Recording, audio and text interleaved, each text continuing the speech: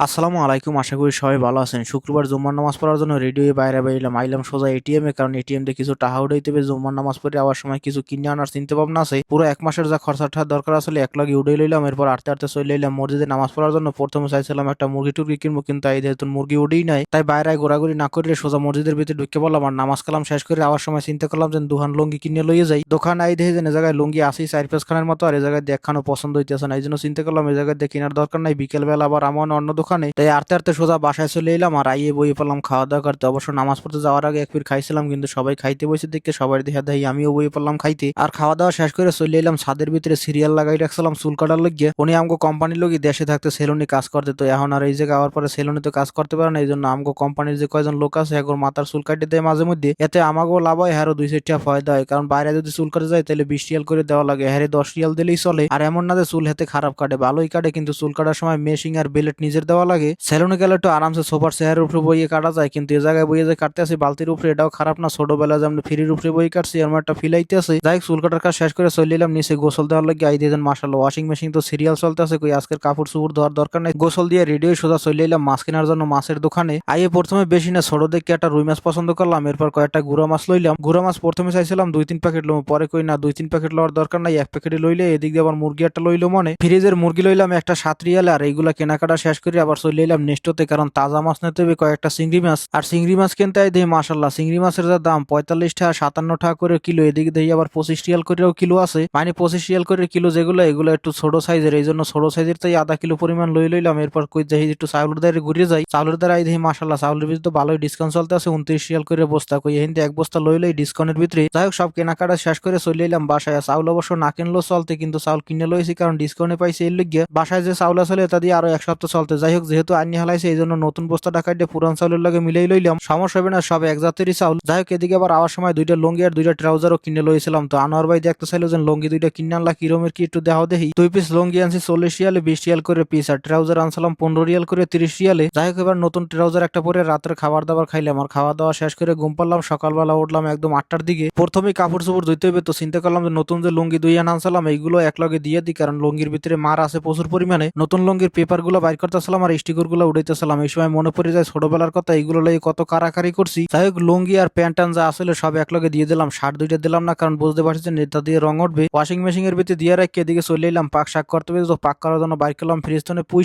শাক আর কাঁচামাচ বাইর করে রাখলাম। এরপর মাছ বাইর করতে হবে। চিন্তা ভাবনা করছেন রুই মাছ আনছিলাম, তো নেতা দিয়ে 4 পিস রুই মাছ বাইর করি ঈদ দিয়ে পাক করবো মানে। তো বাইসে বাইসে বড় সাইজের 4 পিস রুই মাছ বাইর করলাম। আর সবকিছু আবার প্যাকেট করে রেখে দিলাম ফ্রিজের ভিতরে। আর এদিকে মাছ 4 পিস লইলাম ভিজেই দেওয়ার লাগিয়ে। প্রথমে অবশ্য চাইছিলাম যে রুই মাছের জায়গায় চিংড়ি মাছ দিয়ে দিই, পরে কই না চিংড়ি মাছের চাইতে রুই মাছই ভালো লাগবে না।